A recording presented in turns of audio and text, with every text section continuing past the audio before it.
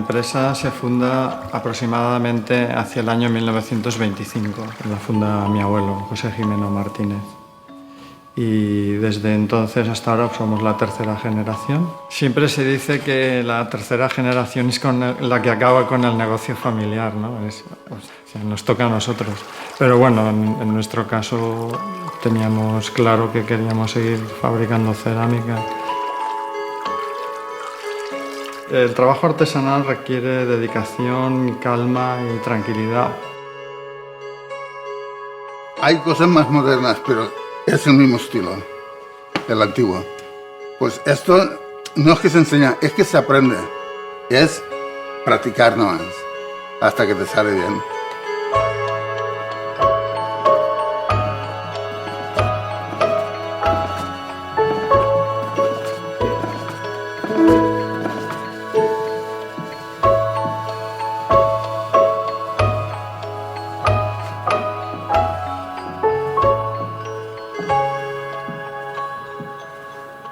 Yo entré aquí, tenía 12 años y ahora tengo 64. Estoy 52 años aquí, en la misma empresa.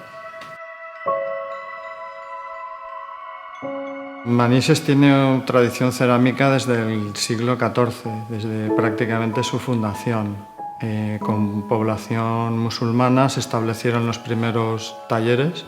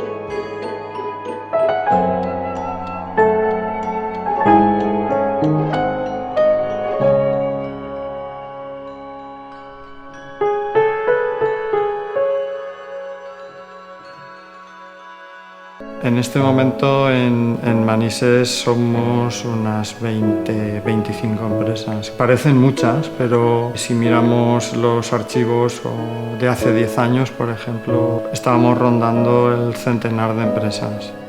Por ir más a cosas manuales, cuestan más de hacer y claro, y se venden menos. Ahora hay muy poquitas.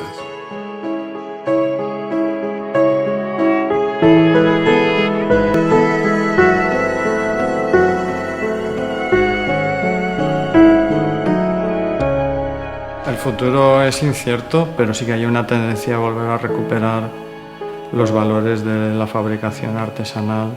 Sería genial que todo pudiese tener una continuidad, sea del modo que sea.